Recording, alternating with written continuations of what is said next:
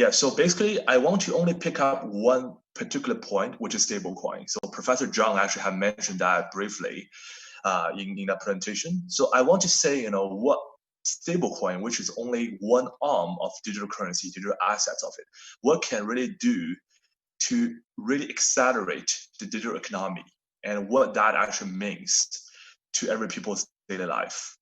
So I want to just briefly open with, for the people to understand, to get to know about cryptocurrencies. It originally was for BTC, for Bitcoin. That was really created by a person called Satoshi. The white paper was released in 2008, and the first block was generated in 2009.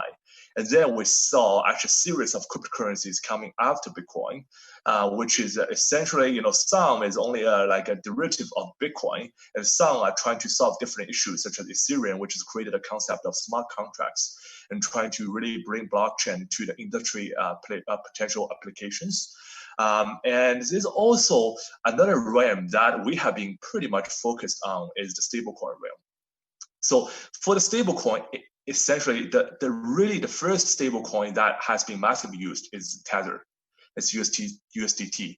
So that was actually brought up in 2015, and that is nothing but a USD-backed fiat stablecoin.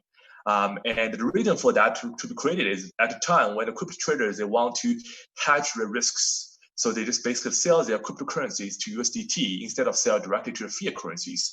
So it's easier for them to make the process and also to transfer tokens rather than directly, convert to the fiat assets. So it's really, created there as a way to store their values and also to make the hedge risks. So afterwards, you do actually see there are a few more stablecoin coming out recently, which is, some, like for example, DAI is a stablecoin that is backed by crypto assets, such as Bitcoin and Ethereum, and that wants to have a stable value around $1. And there are a few other, USD-backed stablecoin, like Euros is Euro-dollar-backed stablecoin, and we do also see a lot of more stablecoin coming out of different currencies, such as Australian dollar, JPY, Brazilian dollar, Canadian dollars. The reason for that is you want to have a token that is easily to be transferred, and that also has a very stable value against the fiat currencies we're looking at. So let's actually quickly look at the current market cap of the stable coins. So in total, it's still like if we look at what we have right now, excluding those big players such as Libra and DCEP, all those central bank ones, the ones that have been in circulation right now, it's not that big. It's only $5 billion. Like right now, and actually the PPT was made a little bit earlier when the time made a TED talk, but now we're actually reaching the $10 billion. Not long ago. So you can see that most part of the stablecoin that are in circulation right now is dominated by Tether and also by the USD-backed stablecoin. And the major usage for that right now is mostly for trading against cryptocurrencies. And there's only a small percentage against cryptocurrencies against each other. So, but actually, as multiple panelists have pointed out, we do see actually some big players stepping. Libra is certainly for one. China has been actually working on the central bank-backed digital currencies for over 5 years now. And I have already actually seen some of the demo for the DCEP that has been used in the commercial areas in China already. And we also see, JP Morgan a few years ago, they issued their JP Morgan coin that is nothing but an internal coins that be circulated inside the JP Morgan system to accelerate the settlements against different components of JP Morgan. And then also we have seen that IBM has worked with the Standard Oil network trying to issue 47 stable coins across over 70 countries, and trying to really, to get more fiat-backed stable coins being used by both commercial and retail sides. So I think, from our perspective, that in terms of the future of the stable coins, we have seen a few places that will be widely used. The first one is the global payments. Right now has the market size of $1.9 trillion.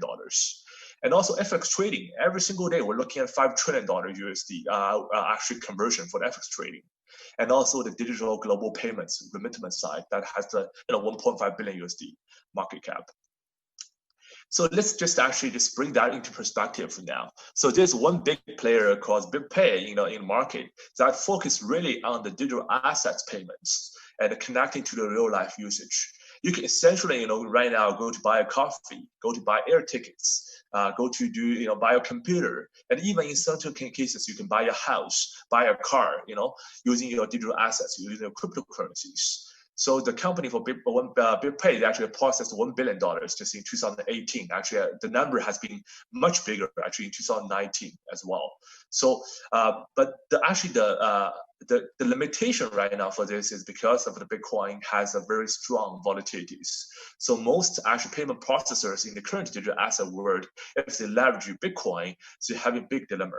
Is because if the Bitcoin price move 5%, maybe the margin for such a services is not even that high, so they cannot afford such a cost for being that volatile. So I think if we leverage stable coins as a way of payment, settlement, currencies, which will be more efficient in a cost-effective way. And also, I think regarding the FX, trading part, as I mentioned, they're actually $5 trillion per day. It's a large market. That's actually much larger than the traditional equity markets or the fixed income markets. So let's actually look at this in one scenario. So for the traditional way for the FX trading or for the FX remittance, the way you do is you go to the bank. And the widely adopted network right now is a SWIFT protocol. So basically, you have to go to the bank, make the wire transfer to another countries. So it typically will only work for Monday to Friday and during working hours. And depending on which bank you use, and typically they charge anywhere from 2 to 5% the spread. So the commercial bank is actually making money on the retail users every single time when they want to convert the currencies. And also due to the limitation of the working hours and also the slowness of the SWIFT transfers, you might experience a delay from anywhere from 1 to 5 business days, depending when you send the money to.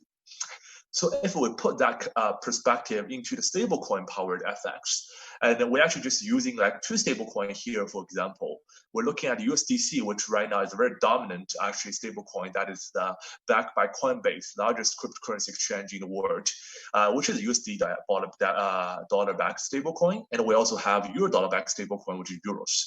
So if you use those two stablecoins to trade against each other, for one is due to the nature of the cryptocurrency and digital asset industry, there's actually no off hours. So essentially 724 hours every week, you will be able to trade your digital currencies. You'll be able to convert your cryptocurrencies. And because of the network is actually based on blockchain, and most of them right now is actually using Ethereum. So you are actually able to settle your cryptocurrencies easily just within a matter of a couple of minutes, if not seconds. And also open task is 724. And the trading fees for that is also pretty low, depending on what platform you're using and which institution you partner with. So in general speaking, if we use the digital asset as a way to remit and trade FX in the future, the potential is you will have a much faster settlement time, you will have a much longer operating hours, and you will have also a much lower cost. So I think in general speaking, we have already seen a huge race between the big counterparties such as Libra. They're trying to push through all those, regulatory issues right now with the U.S. Congress, and they have been rejected multiple times in the past. And what they can really do now is trying to figure out all those compliance issues, and potentially they have already actually trying to actually give up this current model, which is having multiple currencies backed stablecoin. So they probably will start with only one backed stablecoins, like let's say USD backed stablecoin, Euro dollar backed stablecoin, one by one, instead of have a basket of currencies, which will make the potential approval process much faster. And also China, I think, in the very near future, we will see the SAP will be used in a very wide business scenarios. As actually mentioned by the government officials of the Chinese central bank, the SAP is actually not a cryptocurrencies. It's currencies that are backed by the government. So essentially, it's a legal currency. It is just using a decentralized technology and trying to help them to solve many issues that currently they have for the paper money. So that part of adoption, I would see, is going to be massive in the next couple of years. So just a very quick summary of this thing. I think we have really seen a revolution of money in the past, thousands of years.